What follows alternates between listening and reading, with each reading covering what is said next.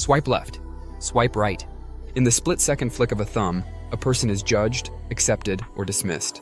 A small screen, a tiny photo, and a few lines of text. This is modern dating.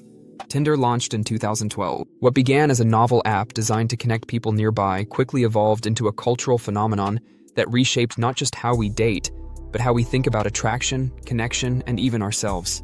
Before Tinder, dating was a slower process. You met someone through a friend, at work, maybe at a bar. You built rapport gradually, through conversation, shared experiences, eye contact. There was risk, there was tension, there was mystery. Now, dating can happen at scale. Hundreds of options, thousands if you're willing to keep swiping. You no longer need to leave your home to meet someone new.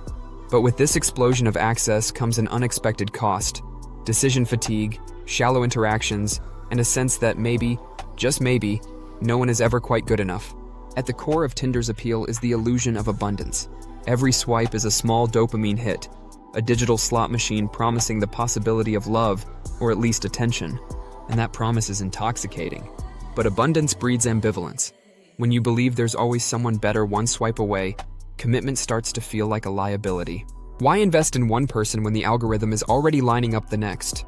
For many, this has created a paradox. The more people we can meet, the harder it becomes to connect deeply with any one person. It's not that love is dead, it's just more distracted than ever.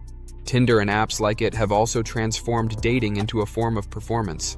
Photos are curated, bios are optimized, conversations are often scripted. You're not just presenting yourself, you're marketing yourself. And in that process, something real can get lost. The emphasis on appearance, speed, and instant gratification has tilted the balance towards superficiality. This doesn't mean that genuine connections can't be made. They can. They do. But the environment is fundamentally different. The incentives have shifted. For women, this often means sorting through an overwhelming number of low-effort messages. For men, it means competing in a hyper-selective marketplace where a tiny percentage of users capture the majority of attention. It's a system that rewards extremes, either striking looks or standout profiles, and leaves many feeling invisible. Beyond the individual level, Tinder has started to shape cultural norms. Hookup culture, once the domain of college campuses and big cities, has become more mainstream. Traditional courtship rituals, calling, planning dates, slowly getting to know someone, have given way to ghosting, breadcrumbing, and situationships. Even the language around dating has changed. Words like orbiting, cuffing season, and benching have emerged to describe behaviors that, while not entirely new, have been amplified by the app experience. Yet it's not all dystopian. Tinder has empowered people too. It's helped the shy find confidence, the lonely find company, and in many cases, the lost find love. For those in marginalized communities, it's provided access to dating pools they might never have encountered offline.